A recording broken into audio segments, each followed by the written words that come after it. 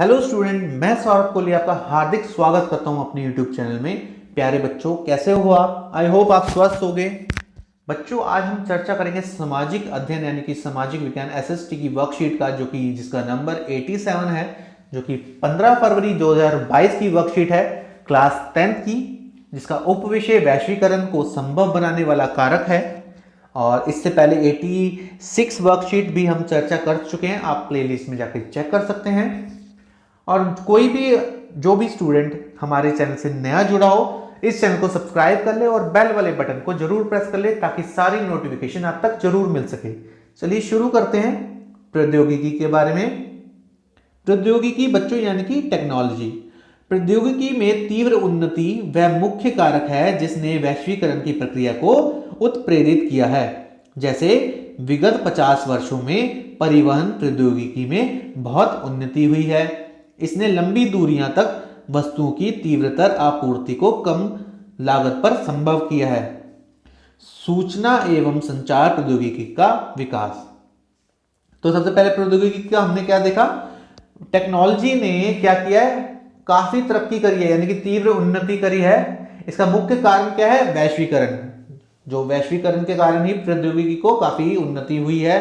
और जैसे कुछ नए 50 वर्षों में जो ट्रांसपोर्टेशन है, परिवहन जो है उसमें काफी टेक्नोलॉजी हुई है। इसने लंबी जो दूरियां होती थी वो वस्तुओं की तीव्रतर आपूर्ति को कम लागत पर संभव किया है। जैसे पहले हमें काफी दिन लग जाते थे एक जगह से दूसरी जगह जाने में, सिर्फ सीमित साधन थे, लेकिन अब हमारे पास काफी साधन है। हम एक देश से दूसरे देश हवाई यात्रा में कुछ ही घंटों में पहुंच जाते हैं। आगे देखें बच्चों, सूचना एवं संचार प्रौद्योगिकी का विकास। वर्तमान समय में दूरसंचार मतलब टेलीकॉम, कंप्यूटर और इंटरनेट के क्षेत्र में प्रौद्योगिकी द्रुत गति से परिवर्तित हो रही है, यानी कि काफी तेज गति से परिवर्तित होती है। दूरसंचार सुविधाएं जैसे टेलीग्राफ, टेलीफोन, मोबाइल फोन एवं फैक्स का विश्व भर में एक दूसरे से संपर्क करने, सूचनाओं को तत्काल प्राप्त करने और दूरवर्ती क्षेत्रों से संवाद करने में प्रयोग किया जाता है।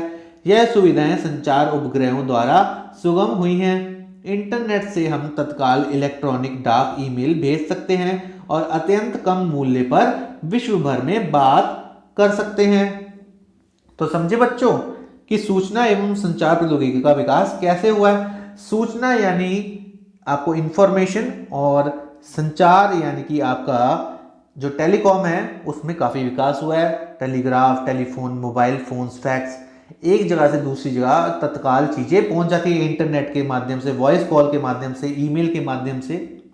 तो उसी की चर्चा हुई है। विदेश व्यापार तथा विदेशी निवेश का उदारीकरण। मान लीजिए कि भारत सरकार खिलौनों के आयात बच्चों मतलब मंगाना, आयात पर कर लगाती है। आयात मतलब इंपोर्ट। तब क्या होगा? इसका अर्थ है कि जो इन खिलौनों का आयात करना चाहते हैं उन्हें इन पर कर देना होगा। कर के कारण खरीदारों को आयातित खिलौनों की अधिक कीमत चुकानी होगी, मतलब जो जनता यहाँ खरीदेगी उसे ज्यादा टैक्स देकर इन खिलौनों को खरीदना पड़ेगा। चीन के खिलौने अब भारत के बाजारों में इतने सस्ते नहीं रह जाएंगे और चीन से उनका आयात स्वयं कम हो जाएगा। भारत के खिलौना निर्माता अधिक समृद्ध हो जाएंगे। समझे बच्चों? जब सरकार टैक्स बढ़ा देगी, जैसे चीन से खिलौने आते हैं, अगर सरकार उसमें आयात टैक्स बढ़ा दे तो ऑटोमेटिकली जो जनता तक वो खिलौने पहुंचेंगे महंगे पहुंचेंगे। तो क्या होगा? जनता क्या पता ना खरीदे वो, तो उससे क्या होगा? जनता भारत के अपने बने हुए खिलौने खरीदेगी, चीन के नहीं खरीदेगी। पर ऐसा होना संभव है क्या? अब आप ही बताइए। आयात पर कर व्यापार अवरोधक का एक उदाहरण है। इसे अवरोधक इसलिए कहा गया है क्योंकि यह कुछ प्रतिबंध लगाता है। सरकारें व्यापार अवरोधक का प्रयोग विदेश व्यापार में वृद्धि या कटौती करने और देश में किस प्रकार की वस्तुएं कितनी मात्रा में आयातित होनी चाहिए यह निर्णय करने के लिए कर सकती है। मतलब ये सरकार के ऊपर डिपेंड है कि वो रेवेन्यू बढ़ाने, घटाने और नियमित करने के लिए वस्तुओं पर कितनी मात्रा में कितना टैक्स लगाना है, ये डिपेंड कर सकती है। सरकार द्वारा अवरोधों यानी कि रुकावटों अथवा प्रतिबंधों को हटाने की प्रक्रिया उदारीकरण के नाम से जानी जाती है। क्या है बच्चों? सरकार द्वारा अवरोधों और प्रतिबंधों को हटाने की प्रक्रिया उदारीकरण के नाम से जानी जाती है। व्यापार के उदारीकरण में व्यवसायियों को मुक्त रूप से निर्णय लेने की अनुमति मिली है कि वह क्या आयात या निर्यात करना चाहते हैं। सरकार पहले की तुलना में कम नियंत्रित करती है और इसलिए इससे अधिक उदार कहा जाता है। अब हम बात करते हैं बच्चों क्वेश्चन आंसर की। पहला प्रश्न है, सूचना प्रौद्योगिकी वैश्वीकरण से कैसे जुड़ी है? सूचना प्रौद्योगिकी वर्तमान समय में दूरसंचार, कंप्यूटर, इंटरनेट के क्षेत्र में प्रौद्योगिकी काफी परिवर्तित हुई है। तो ये सभी चीजें, टेलीफोन, फैक्स, इन सूचनाओं का तत्काल आदान प्रदान हो रहा है। तो इनके जरिए, किनके जरिए ये काम हुआ है? वैश्वीकरण के जरिए इनमें तीव्र विकास हुआ है। तो पहले का आंसर ये है।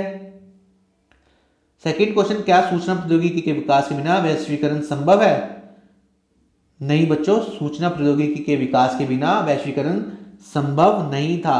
इसी के कारण ये सुविधाएं संचार उपग्रह द्वारा सुगम हुई हैं। इंटरनेट से हम तत्काल इलेक्ट्रॉनिक डाक, ईमेल, विश्व भर वॉइस कॉल में भेज सकते हैं। तो आंसर 2 है ये। थर्ड, विदेशी व्यापार के उदारीकरण से आप क्या समझते हैं? बच्चों अभी हमने चर्चा करी थी, व्यापार के उदारीकरण से व्यवसायियों को मुक्त रूप से निर्णय लेने की अनुमति मिली है कि वह क्या आयात या निर्यात करना चाहते हैं। सरकार पहले की तुलना में कम नियंत्रित करती है, इसलिए इसे अधिक उदार किया जाता है। और आगे हमने देखा था उदारीकरण क्या है, इसमें देखते हैं। तो ये पूरा आंसर ये है थर्ड का। तो बच्चों ये वर्कशीट हमारी कंप्लीट होती है। आप नेक्स्ट वर्कशीट के लिए भी इस चैनल के साथ जुड़े रहिए। धन्यवाद।